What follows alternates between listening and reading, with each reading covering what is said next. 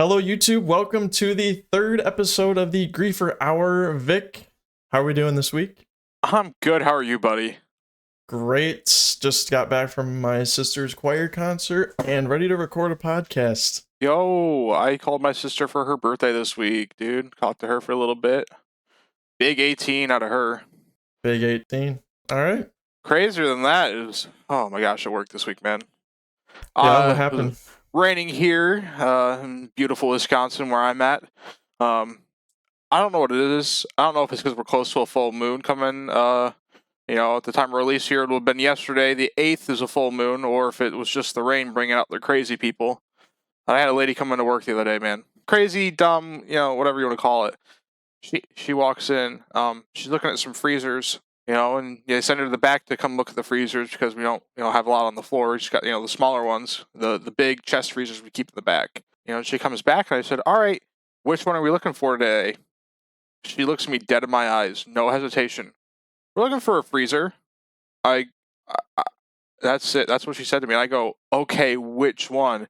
She goes, the one in the ad. I don't know about you, but there's about 100 different items in each ad every weekend for us. I don't have time to memorize all that. Mm-hmm. You gotta be kidding me. You walk in and you tell me as little information as possible. Oh man, that was just crazy, But it's expected in retail work. It is. But it's just, that was quite literally 15 minutes after I clocked in. Not a good way to start your shift. That was a great way to start my shift, man. Retail work honestly brings out the dumbest people, I think. It really does. And it makes me glad every day that I get to look forward to this podcast and share a story like that. This is the safe place to expose all your retail woes. Oh, don't worry. I'm sure there'll be plenty. All right. Well, just want to remind everyone that if you want to skip to a different section of the podcast, we do have chapters for each topic found in the description, and you can see it by dragging your, what do you call those, Vic? I do believe it's referred to as the slider. The slider, yes. You can use the slider to slide to whatever topic you'd like to hear about. So, with that, I'd like to talk about our quick chats from last week. Again, one submission from our good friend Drizo with a very interesting question. What do you think it would take for the Mavericks to get back to the Dirk era style of competition? I think there's only one way. Really? Mm-hmm. I think the Mavericks need to get a guy like Kristaps Porzingis on that team. Can you imagine if Kristaps Porzingis was on the Mavs? A big tall guy. I can picture him in a jersey. You know what? I think a perfect number for him, I think is I think it was 70, right? Mm-hmm. That looks good on him. I should see if there's any those jersey swaps that people Photoshop Porzingis on the Mavs. Yeah. I think you can find a couple of good high quality ones. Probably. I'll even throw one up here on the screen just so some of you guys out there can imagine what that would look like. But I think that's the only way they can get back to the Dirk era of competition. If they can't get Kristaps, you know what they should do? Who? Go to the big man, Taco Fall. Taco Fall? Taco Fall, man. I know he hasn't had the greatest NBA career and he's fallen out of it. The man is playing crazy in China right now. I know he's going up against, people who are 2 feet shorter than him at sometimes. Hey, man, practice is practice. And if he's even slightly developed, they should consider at least working him out, I think. Literally the only thing about Taco is that he's tall. I don't think the man can shoot a basketball. I think he can. Can you imagine Taco Fall? Who cares if it's in his hand and he's dunking it? 2 points is 2 points, man. But Dirk era would be like a fadeaway 1 foot jumper, right? Do you see Taco doing that? He's a youngin'. I think you can teach him. I think he just hasn't found the right coach yet. Okay. I think that's fair to say. All right, fine. I guess so that leaves Porzingis and Taco Fall. I think those two. So there you go, Drizo. That's how you're gonna get the Mavericks back to a Dirk era style of competition. Wish you the best of luck. And Vic, how did Drizo do that quick chat thing? Just wondering. Dude, you know what he did? He went to the comments, clicked on the comment tab, put hashtag quick chats, and then put his question. Makes it so easy to find in all of our comments. Yeah, scrolling through them all. I mean, yeah, it really helps them stand out. No, we know we want questions like that. We want questions that ask about sports. We want questions that ask about us. We want questions that ask about gaming, or whatever you want to know, guys. The whole 9 yards. We're here for our community. We are. Remember, down below. Quick chats, we talked about basketball. Let's move on to actual basketball. Vic, you wanna take point on this one with a certain point guard? Sure thing, man. And I heard there was this guy who was sick. He was sick of Ben Simmons, man. Mm-hmm. Oh my goodness. Him and everyone you know else. Who that man was? Who? Big old Shaq. He hates how Ben Simmons is playing. But then he goes on to defend him a little bit. He thinks Ben's got to really put in the time to get over this mental yips he's got going on. Because it looks like he can't play basketball to save his life. It's crazy that, first overall pick can't shoot a basket. I know the yips, whether it's a myth or whether it's real, you see there's always some kind of mental block, and Ben Simmons is going through it. What I don't understand is, like, for Ben Simmons, as an example, so he hasn't played for basically 2 years, right? Before he started. Yep. So, don't these guys usually keep playing basketball, even when they're not, like, playing like in the NBA? Like, he's still playing for fun, right? I mean, it's their life. They play for the love of the game, and they get paid to do it, and they're loving it even more. At least the guys who are good at basketball do. But you see all those summer highlight mixtapes of some of these players, like Ben Simmons draining like 10 threes in a row. You'll see that in one of those tapes that gets leaked out by probably his own people. So it's like, if he's not putting in this work, like in the off season or just when he's not playing, why do we think he's going to come back and actually be a real basketball player? I mean, it seems like he likes the status of playing basketball in the NBA, but I don't think he actually wants to do his job. And that was like last week when we said he was happy to come off the floor during games. Yeah. He doesn't want to play.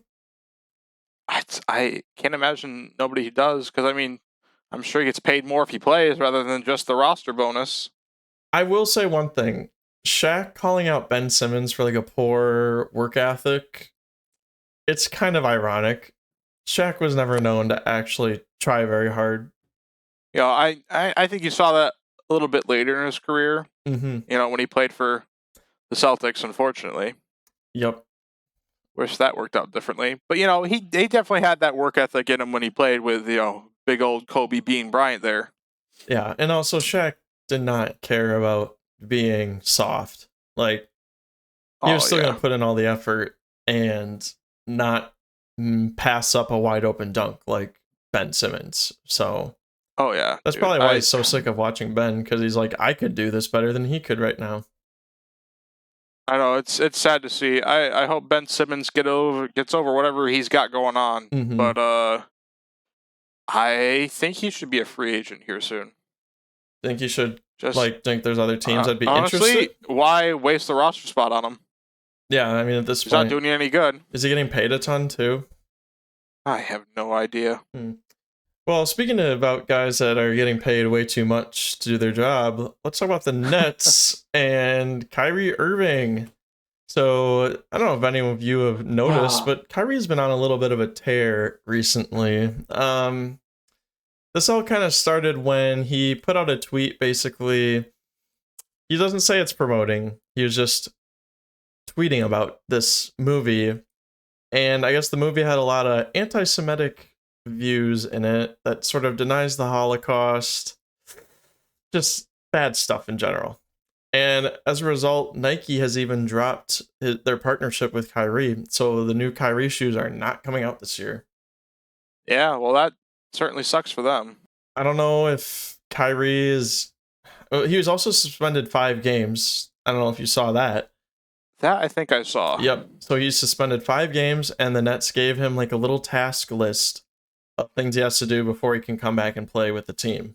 Yeah, well, I feel like this is going to turn into him getting his COVID shot. I don't expect him to play. Yeah, so that's the first part of the Nets implosion. The second part is Steve Nash was fired. So honestly, good on them. Yeah, he wasn't getting it done. I think he lost the locker room. Those guys don't seem like a team unit. It's basically like great on paper. terrible on the court. Right. It's basically the Kevin Durant, Kyrie Irving show, and then everyone else that apparently is on that roster. The only other player I know about on that roster is Claxton, their center.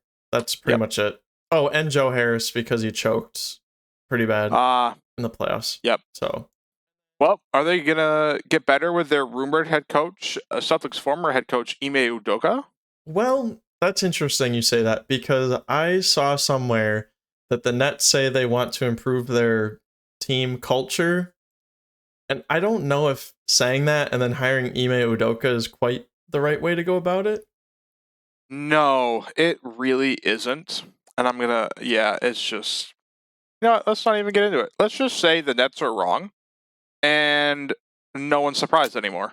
Yep. And as of this recording, the Nets are 4-6, so they're not horrible, but they're definitely not what everyone seemed to think they were going to be.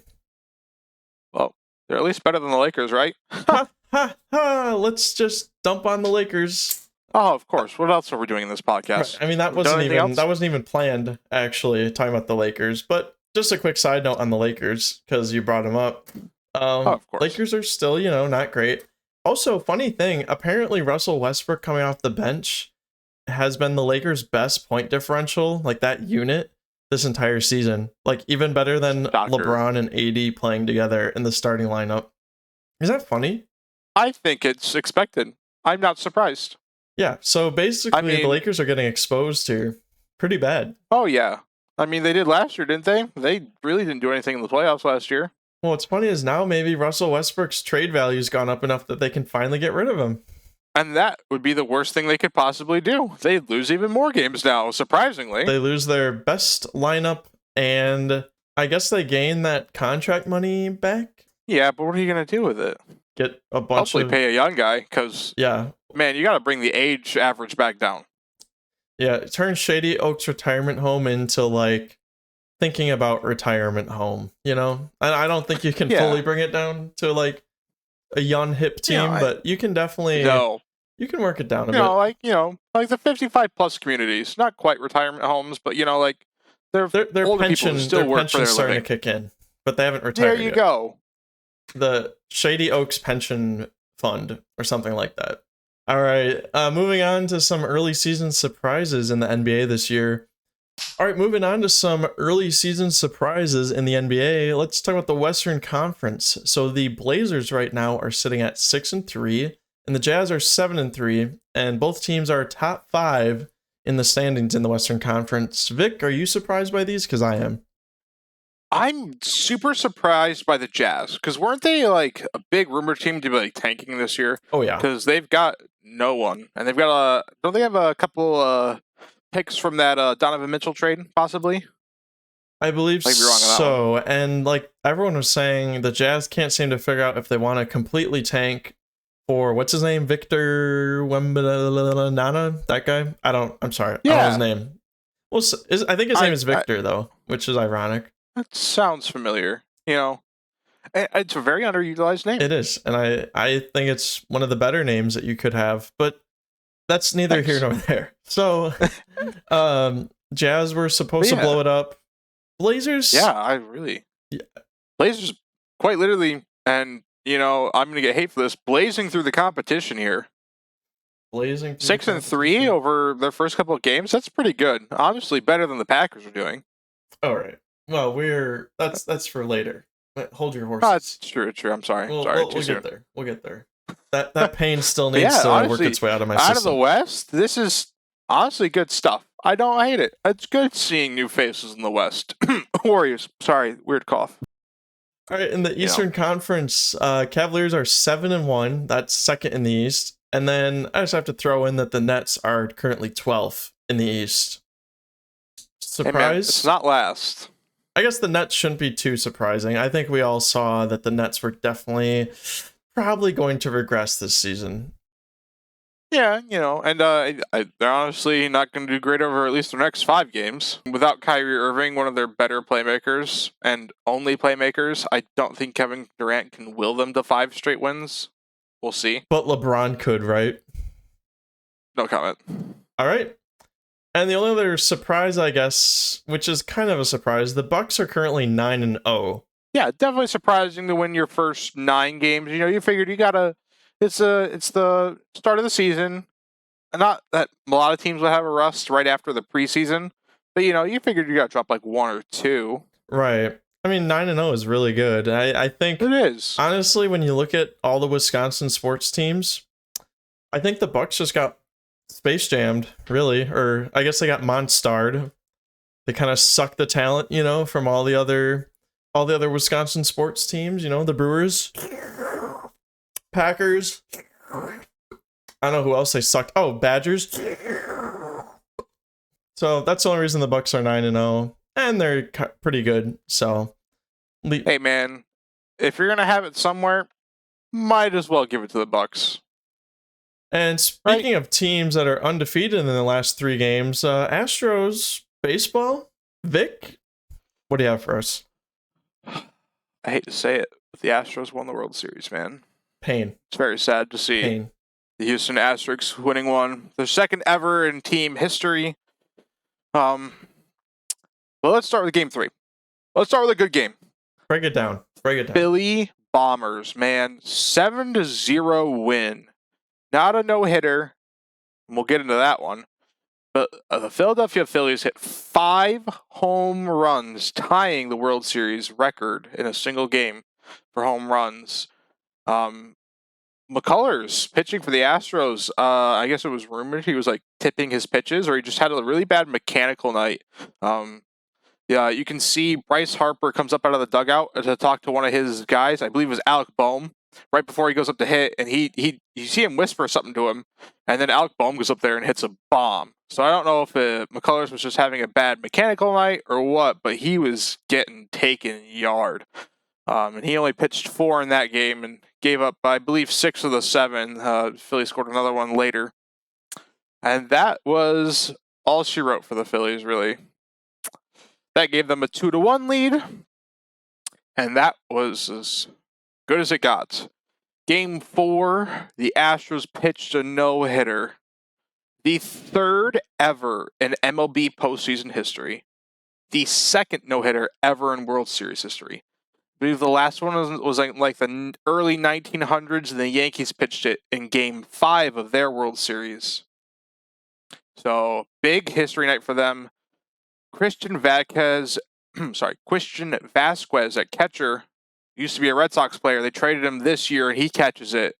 That's awesome for him. I love to see that. At least that's one good thing that came out of this series. Astros win Game 4, 5-0. And then it was just kind of meh baseball. Games 5 and 6 with a score of 3-2 for the Astros. Phillies struck out 12 times. And I was looking at the box scores. The 2 games the Phillies won, they struck out less than 11 times. So it seemed like 11 strikeouts was their magic number. And I think they hit it in all 3 of these games. They went over. I believe Game 4 they had 14. Game 5 they had 12. And then Game 6, I believe they had another 12 or 13.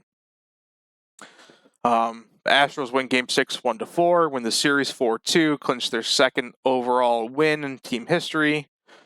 I mean, it's good for Dusty Baker. I'm glad to see him win. And then I believe it was Mattress Mac, a big Astros fan, older guy, won $75 million, Alex. That is off insane. The Astros winning the series. I wonder what his bet was. Insane. Like how much he put down. Oh, I knew what it was when I looked at it. It was a crazy bet. And then he got recorded after the game. He's like, "What you gonna do?" I'm like, "Well, I'm gonna go to bed tonight, go to work tomorrow, and let them transfer the money in and keep working." You know, he's a smart bettor, man. Smart bettor. Can't believe a guy that wins $75 million. He also threw out the first pitch of Game 6, so I'm sure that's a big moment in his life. I'd like to apologize to Phillies fans. I quite literally talked about them winning the World Series, and then they lost. So I hope I didn't screw up anything there. Well, you know, I said it was going to be 3-2 leaving Philly. It was. It was 3-2 Astros. I said it was going to be 3-2 Phillies. Oops, my bad. Sorry, Philly. Please don't hurt me. Hopefully it doesn't affect the Eagles. I was just gonna say, you wanna kind of move over to football, and we can talk about the other Philly team. Oh, that'd be great. At least they won. At least they won, right? So let's break down Thursday Night Football from this past week. So the Eagles played the Texans, and the final score was 29-17, which is still that's a decent margin. 12 points, pretty good. Not the blow I had predicted. No, and let's talk about our predictions. So I predicted 33-14, and honestly, I'd say I was pretty close overall. Yeah, yours was really good. I mean, quite literally, take 4 points off your Eagles score, almost add it to the Texans, and you're right there. You were within 5 points. Yep. And then your take, 42-10. I thought they were going to do a little more offensively. I thought, the Texans on a short week. I know they had just beaten the Raiders, but I gotta imagine, they're going up against a more high caliber team, a team with a legitimate, awesome wide receiver one on AJ Brown, an awesome quarterback with Jalen Hurts. He's really taken another step this year and proved he belongs in that, MVP conversation, at least for this year. And, hopefully he can keep it up, man. He's looked really good this year. And I was high on Philly, man. The Phillies had a 2-1 lead in the World Series, and the Eagles were undefeated. They're still undefeated. Yep. Fly, Eagles, fly, as you said. I hope the Eagles keep flying, man. I'm looking forward to them. They've got a pretty easy schedule. I don't want to look at this week. Maybe next week. But I've got another different schedule I want to look at this week, and we'll get into that in a little bit. But we do want to change up how we're looking at games here on the podcast, Alex. Isn't that right? That is right. We're going to switch things up a little bit. So previously we've been doing the Thursday night football game, Sunday night football game, and Monday night football game.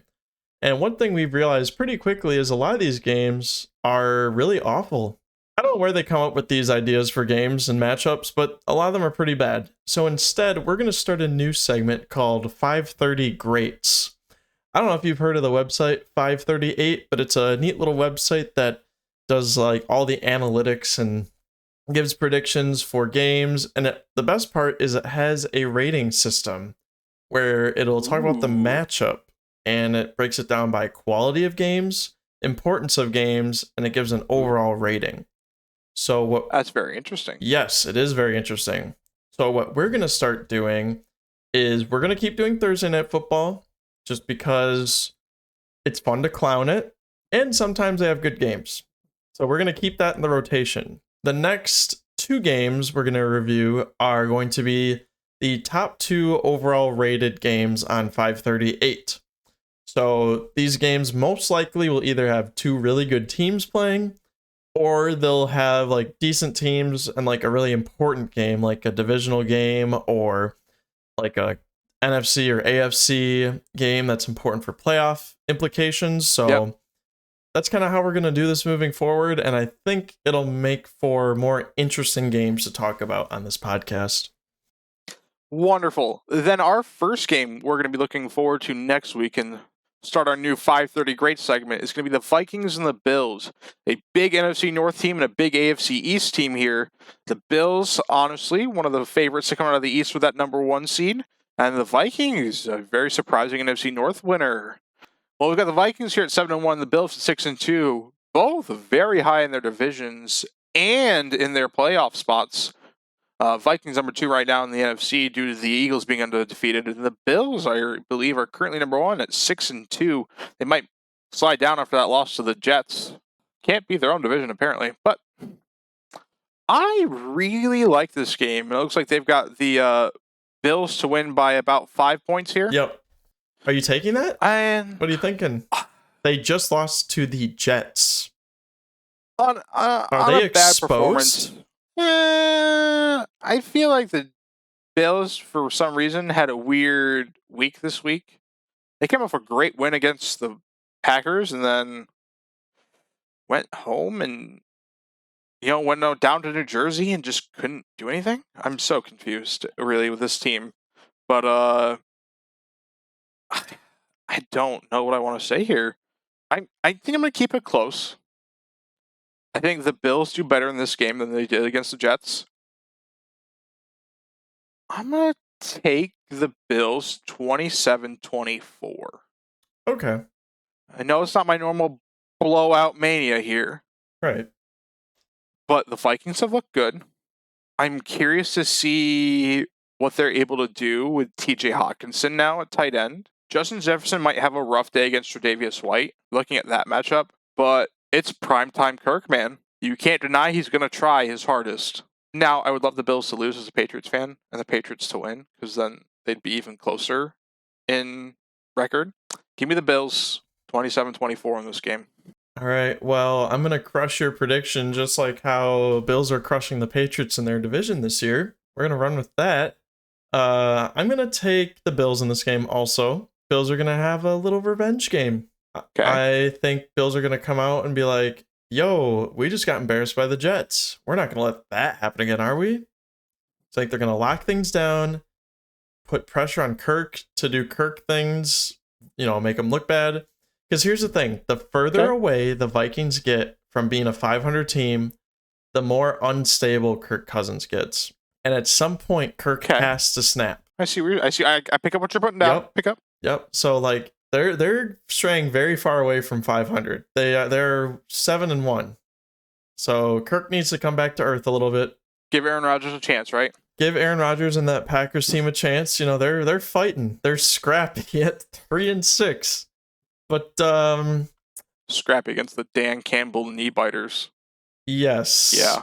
Please, your prediction. My prediction. Eager. Bills 33, Vikings 21.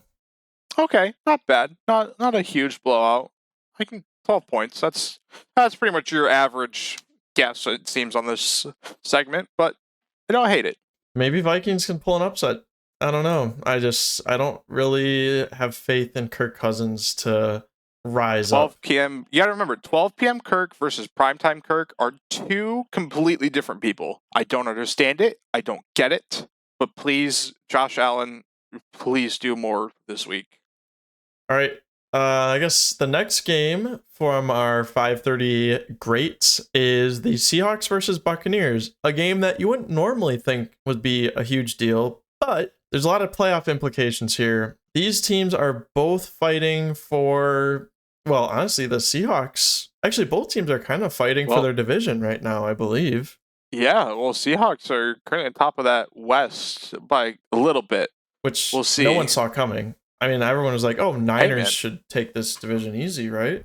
You would think, but they've unfortunately lost Trey Lance to an injury and Elijah Mitchell, and those were their two biggest upsides of this season. But they've done, the Niners haven't done bad, but it's Jimmy G at the helm. It's bound to crash eventually. Yeah, both these teams are fighting for divisions and at worst a wild card spot, I think. Buccaneers are lucky that they are in probably one of the worst divisions in football. No, actually, no. They are in the worst division this year, aren't they? They are, because the East is doing amazing this year, which no one saw coming. So yes, this year the South is horrible. And while I believe, no offense to the Civil War. Anyway, that I'm leaving that in, by the way. I'm leaving that in. Yep. So keep going with your analysis. Yeah, do your best Barry McCockner impression. Exactly. Yeah, big importance. 86 on the scale. They have a half-point spread. I like that spread. You like that spread? I like a lot of things spread. My butter on my toast. And how much of a spread would you like to give your spread for this game? Like the score, perhaps? Dude, this is a hard game. It is. Because Tom Brady needs to win bad. Is it bad that we're sitting here wondering if Tom Brady's about to get outplayed by Geno Smith? Because it doesn't look that unlikely. He got outplayed by P.J. Walker. He did. I mean, they imploded today against the Bengals. Don't get me wrong. Okay, I'm going to stay sensible. I'm not going to get out of my head here. I'm going to keep my predictions going. Give me the Buccaneers 24-20. I know it's a little weird. I don't know how long the Seahawks can keep this up. They've been in a lot of shootouts and been one of the better offenses. Kenneth Walker has been a great running back for them since Rashad Penny's gone down. He's done really well, and that's kind of what I'm worried about. I don't think DK Metcalf will be that big of a problem. He hasn't really been Geno's go-to guy. Like, he still has put up yards and, has been a good receiver on the team. But Geno's just been kind of spreading it out and doing his thing and having an awesome year. I didn't know if I wanted to get closer than that. I think it's gonna be a little over a half point. I'm gonna keep the Bucks 24-20. All right. Well, Brady's gonna bounce back at some point, right? Nope. I'm taking Geno. Geno Smith is gonna outplay Tom Brady next week. You heard it here first. Yeah, It's I'm really scared. It's man. crazy. It's crazy. It's crazy, but I'm kind of with you. But also, you just don't want to do Tom like that. I can't, man. I don't care what he's done this season. It's like telling Michael Jordan his rings mean nothing. You can't just do that to a man who's been one of the all-time greats and will be a first ballot Hall of Famer the second, he's eligible. You can't deny the man. But I'm hoping, with that division, he's got to bounce back. He's got to start winning because, Brady's a playoff guy. He's going to make the playoffs. Show Giselle it was worth it, man. Well, he hasn't done it so far. No, he hasn't, and that's what's got me worried. But yeah, please, I'm sorry to interrupt your prediction. My prediction: 21-20 Seahawks.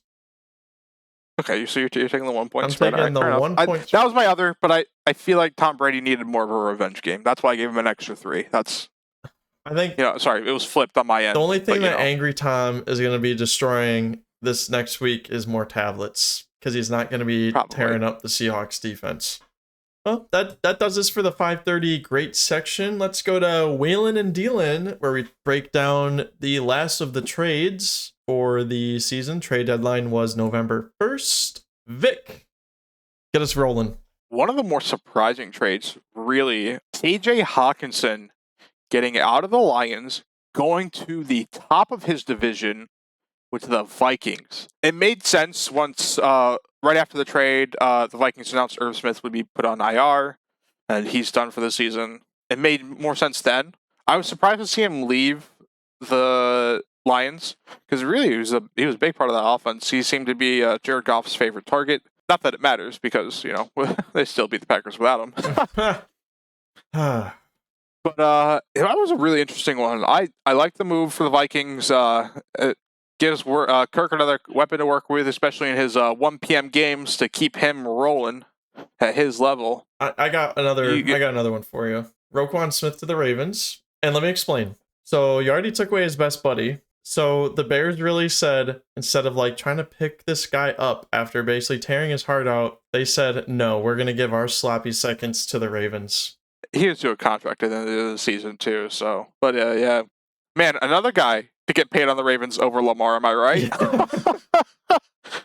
Lamar's really gonna get injured or something and not get a contract. That'd be awful. Oh man, Lamar really said, "Can I get some wide receivers?" And they said no. Which really sucks because Rashad Bateman got hurt too, huh? right at the trade deadline, he got hurt. And I think it was practice. His foot gets injured. And man, I sold Devin Duvernay too right after that, which I'm okay with because I got Damian Pierce out of it in my fantasy league. Not bad. But man, any Devin Duvernay owners, sell him while you can, because look, there's only so much Lamar can do before he feels like he needs to run. Sell him while he has value as the only receiver on that team, because Mark Andrews is hurt still, I believe. Yeah, Ravens without their big wide receiver core really taking a gamble on Roquan Smith. And speaking of gambles, the Jaguars gambling on Calvin Ridley. I didn't see this one. Isn't it funny they traded for the wide receiver that gambled on them? Yep. And he's still suspended for the rest of the year. That's barring a review at the end of this year to see if they want to suspend him any more games for next year. Isn't that crazy? I don't know what the Jaguars are thinking. I mean, they literally have Christian Kirk and Zay Jones. I mean, who else do they really have? I don't know. I mean, they got Travis Etienne in the backfield. I'm surprised to see them trade away James Robinson and then trade for a backup running back at the trade deadline, but then to go get Calvin Ridley, which is awesome. I think it adds a flavor to their offense, and I think they're trying to build for the next year, which is crazy to say, even though they could probably still win their division or at least win a playoff spot. But yeah, it's an interesting gamble they're taking, and I don't hate it, but I feel like they did it a year too early. Maybe they should have done it after they know if he's going to play next year for sure or not, and be reinstated. Big risk. Another unfortunate thing that I have to report on at this trade deadline. Not something that happened, but the lack of something that happened. Packers didn't get a wide receiver at the trade deadline. Shocker. No moves. No moves by Green Bay. I mean, really, can you A expect lot of it anything has else? to do with that Claypool to the Bears trade. Apparently, they were also in talks for Claypool, but I think the Bears gave up a better offer, and I guess Green Bay couldn't match. No. The offer was both teams offered a second-round pick to the Steelers. And the Steelers said, we think the Bears will probably end up having a higher second-round pick than the Packers. After this week, though, who knows? Because they lost to the Lions. And I think that brings us to our next segment that we're going to call Packers Paranoia, because I don't know how many more wins they're going to have this season. Honestly, I really am looking at the schedule that they have, and I don't have a lot of faith in this team. After the sad trade deadline news and them not getting a playmaker at wide receiver sucked. Yep. Because that's really what they needed, and it could have changed how we're looking at these games, I think. Yep. So because Christian Watson goes down with a concussion, right? Yes, Christian Watson is down with a concussion.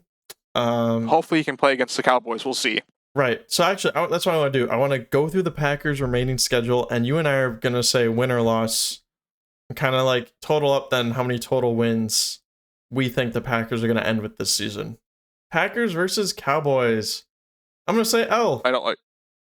I'm with you. I don't like Packers have no run defense. The Cowboys, but this is another time during the season the Packers are playing a team off of a bye. L. And they're going to be healthy, rested, and they've been game planning this since their win last week. Yep, good luck stopping Tony Pollard and Zeke, because Packers have no running defense. Yep, and I believe Zeke should be hopefully coming out of this bye week and able to play again. Not that he'll be in my starting lineup in fantasy, but he'll at least be on the bench. And then the week after that, Tennessee Titans. I'm thinking another L. Yep, Derrick Henry's going to mow them down. Yep, goodbye defensive line. So that's another L. Oh, Rashawn Gary's hurt too. I think he left with an ankle injury against the Bears and the Lions, and he's not looking good either. Just pile it on. Oh yeah, no. Today was a horrible day for them. Like the season could not get more lost today than it did. Yep. Eagles. So that already puts them at oh god, fly Eagles fly. Am I right? That's another L. So we're talking about potentially 7 losses in a row, dude. And that puts them at 3-9 currently. Yes. And that's only the next 3 weeks. All right. That's Bears. Horrible. I'm going to give Packers the win. Just because Rodgers owns Chicago.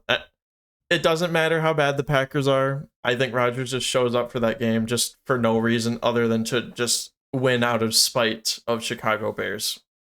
Yep. It'll be a great 4th win for him when he's probably sitting at 3rd in his division. Okay. Now, this is one where we might differ on opinion, so I'm going to listen to yours first. The Packers play the Rams. Rams have not been amazing this year.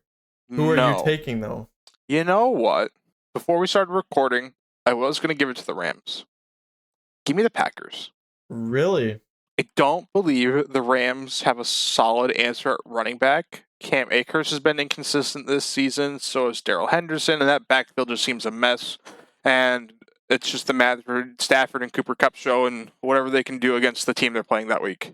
So I think after 3 more terrible losses on an awful losing streak, they're going to beat the Bears, have a little confidence in themselves, and they're going to have a bye week too after that Bears win. Yep, coming off a bye against the Rams.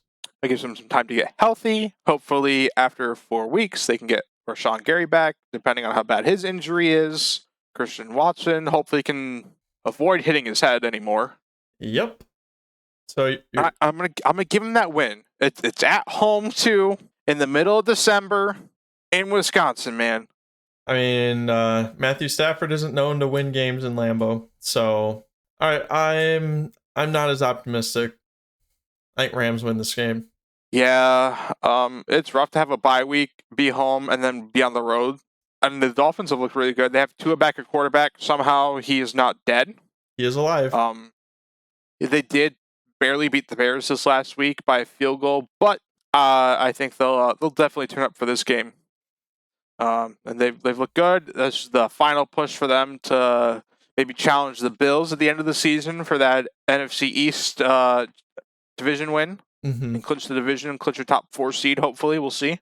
I mean, that'd be big for the Dolphins at least. Hopefully, it doesn't happen, and hopefully the Dolphins lose and they just play spoiler to Green Bay. I think Packers fans are gonna wake up to a not very nice Christmas morning because Dolphins have something, and it's 2 words: Tyreek Hill. I don't see. True, he do be down there. He do be down there, and I don't see the Packers stopping Tyreek Hill. Another L.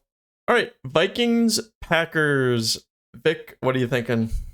You know, they lost to them in the beginning of the season. They have not played them. This game will come on January 1st. You know what? Packers are going to make the new year right and prove that they can do something. I'm going to give them the win in this one.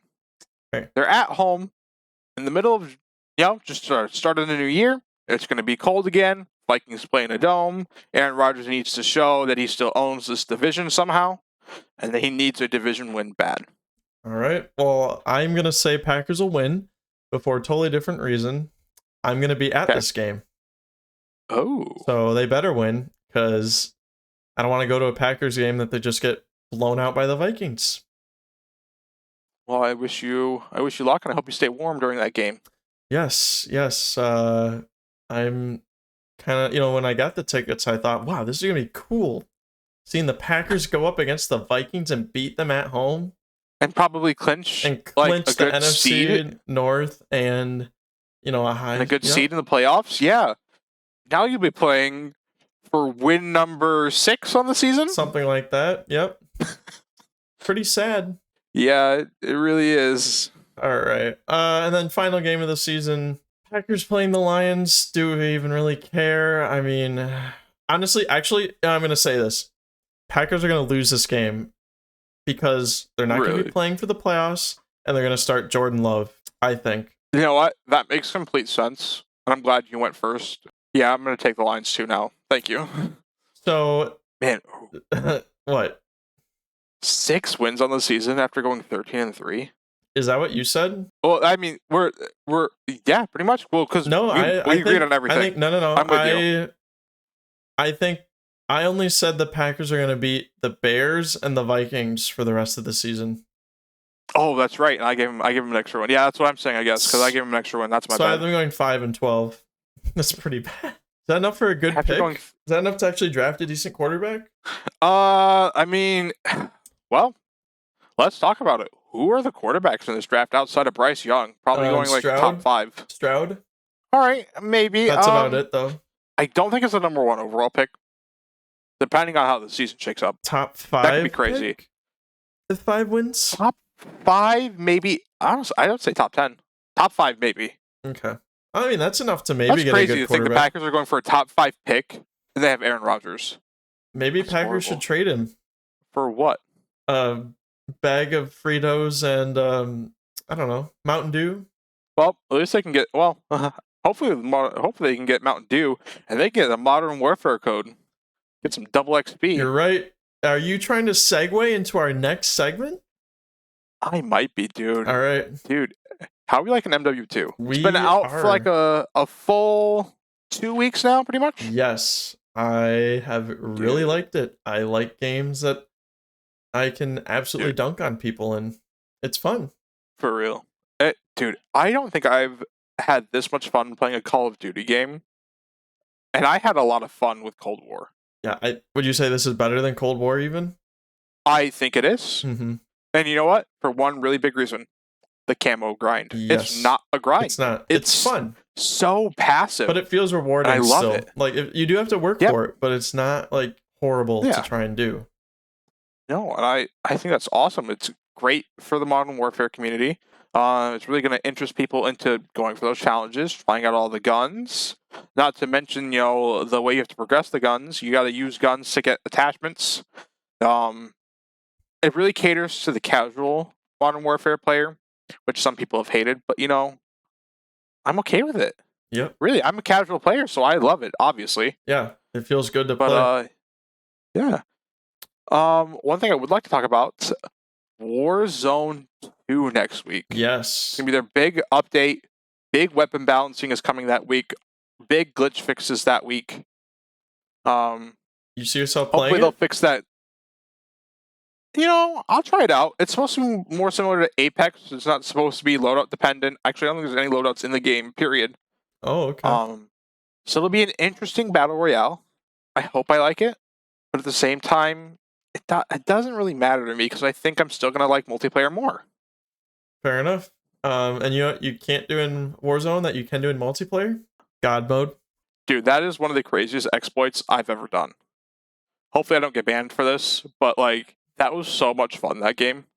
Just literally running around melee. Still in until probably the 16th, man.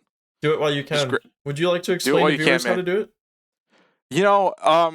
Not that I approve of exploiting the game, but if you want to have a little bit of fun, get a riot shield, get a gun you want to level.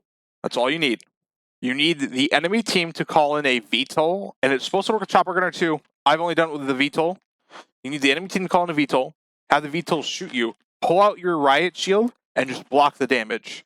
You're going to take a little bit of damage while you're blocking it, but at a point while you're blocking it, it will stop damaging you. And when that happens, take off your riot shield, use that gun, and level it, man. You still get all the XP. You can't be damaged. I was quite literally running at enemies, and they were shooting me. Love that little VTOL. I mean, it was kill confirmed. In like a game mode like Ground War, where there are, because there are VTOLs in that, aren't there? Yeah. As long as they use them. I was gonna say, I feel like that sort of stuff gets called in more in Ground War just because it tends to be a longer game. Can you imagine? True. You literally just get God mode and then just run between points on Ground War and just killing people along the way, and they just can't do anything about it. Dude, you probably drop like 100 if you can get, depending on how early the VTOL gets called in. Right. If one gets called in. So I'd be wary of using VTOLs, man. Yeah, someone like because if the other team knows how to do it, there's that one guy's just gonna run through you. Yep. Moving on to the other battle royale that had a big update. Apex had their new season come out. It's called Eclipse, and the new legend is Catalyst. She's kind of like a ink slime shooter thing, I guess. Yeah, that's fair. I believe the game calls it ferrofluid. Ferrofluid. Oh yes, like that magnetic fluid stuff. Yeah. Well, Vic and I played a few games, and it was fun. The new map, Broken Moon. I like the design. Vic, your thoughts on the map? It definitely is interesting. It played kind of well. I think we took third in our first game. And then the other two games, we did okay. I think we placed top 10 in them. But I really wasn't sold. And I mean, Apex is still an okay game. I'd like to mix it in every once in a while just so I don't get, burnt out on Modern Warfare. But I haven't seen that happening in Modern Warfare. I haven't felt burnt out after playing it. I just want to queue the next game, really. I mean, I could get off this podcast and play right now. Me too. But overall, Apex new season, I think it's good. I just don't think it's good enough that I'm like, oh my gosh, I gotta stop playing this game that I just dropped $70 for to play. Unfortunately, it has been eclipsed by Modern Warfare 2. Yeah. True. And then moving on to the bottom end of the scale, Rocket League, ranked rewards, disgusting. The only thing more disappointing than Apex's launch has to be these. I have never been more disappointed in a ranked reward ever. I don't even care if they're animated. I don't want it. Psyonix, please. Just give us a decal every year. It's not that hard. I feel like, I think this was like a Backstreet season or something like that. It was a lot of graffiti on the new map. It was kind of cool to see all that art. I feel like that could have been incorporated into a ranked reward and the decal for the car. It makes me want to play Rocket League even less.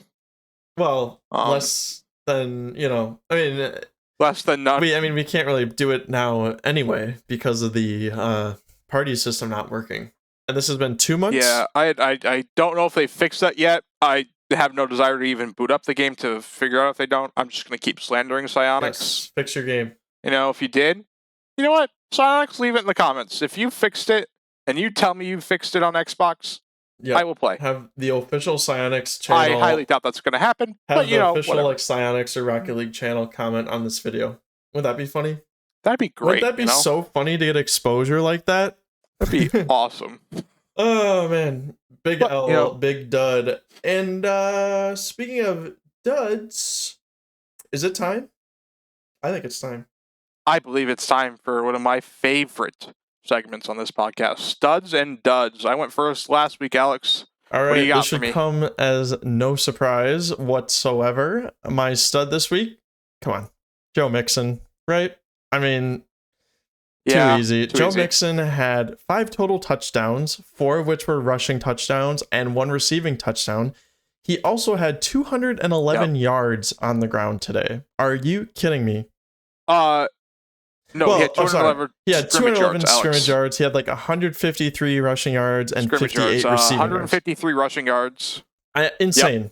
Like crazy. I mean, a lot of that has to factor in with no Jamar Chase for the next couple of weeks.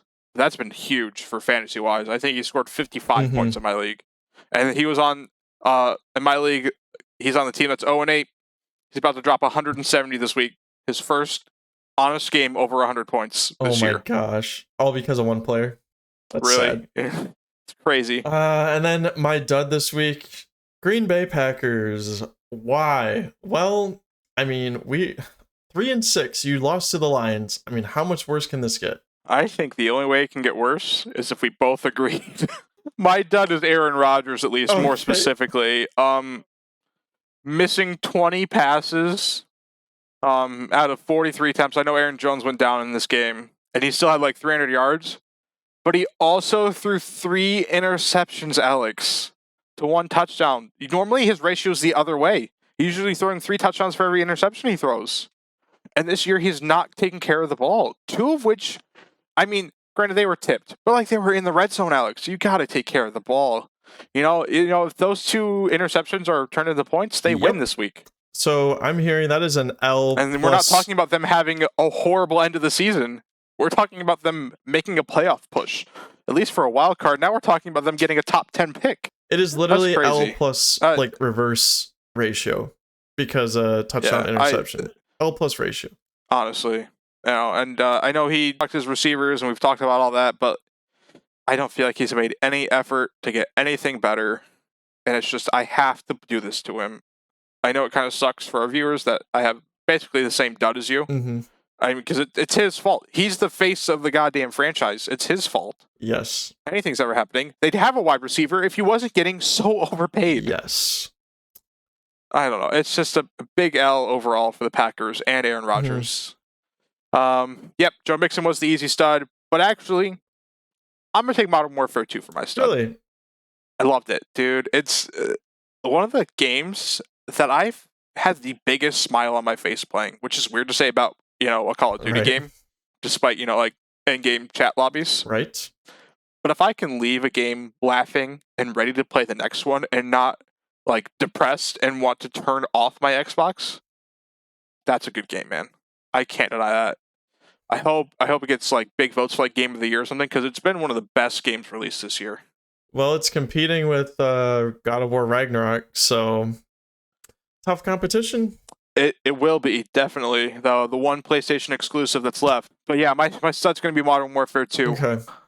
Well, Joe Mixon's amazing. Packers suck. I think that wraps up our studs and duds. And I just want to say thank you guys for interacting with this podcast, whether you're watching on YouTube or listening to YouTube because it's not anywhere else. Please like and subscribe and leave some comments down below. We'd love to see any comments you have. And don't forget #QuitChats, where you can ask us any question and we will answer it in the first 3 minutes or so of the podcast. Thank you guys for watching this episode of the Griefer Hour, and we'll see you next week.